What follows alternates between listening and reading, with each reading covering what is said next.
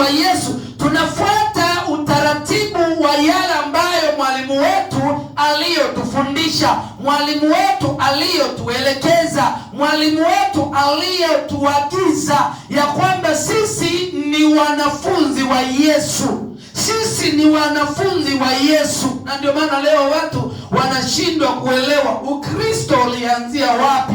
Na ndio maana sisi tunawaita Wakristo ni Ukristo ni mpango wa shetani. Hawatuelewi kwa sababu hawajui na hawaelewi yalianzia wapi. Yesu aliwaambia, enendeni mkawafanye mataifa yote kuwa wanafunzi wangu. Hasa Ukristo ulianzia kwa wapagani Antiokia, katika ile Matendo ya Mitume sura ya 11 mstari wa 6. Na Wakristo na wanafunzi waliitwa Wakristo, yani wanafunzi wakaitwa Wakristo. Waliowaita Wakristo wapagani. Mungu akubariki sana. Sasa wapagani ni wana, si ni wa shetani. Kwa hiyo waliowaita Wakristo ni shetani, ni wa shetani. Na shetani leo hujawahi kumuona na kiti chake duniani. Watu ndio wa shetani. Sema amen.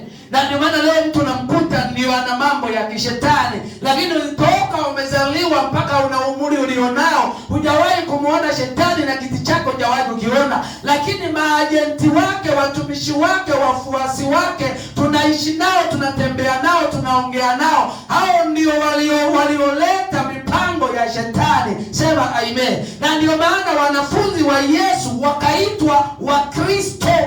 Na ndio maana Ukristo ni ushetani, kwa sababu hauko kwenye mpango wa Mungu. Nipungia mkono Yohana na Mungu akubariki sana.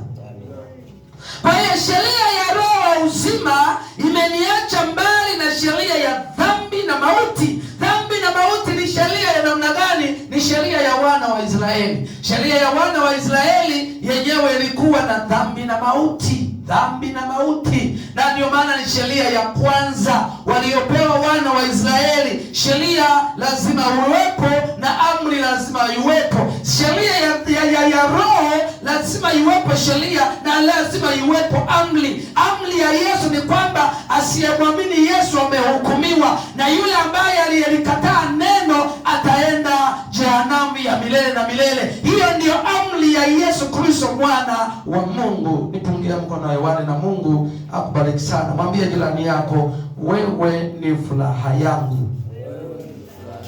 Umeielewa hiyo sheria ya dhambi na mauti na sheria ya roho? Bwana Yesu asifiwe sana. Umeielewa hiyo sheria ya dhambi na nini? Sheria ya dhambi na mauti na sheria ya roho. Ina maana sheria ya roho imeniacha mbali na sheria ya dhambi na mauti. Ina maana ni sawa na kwamba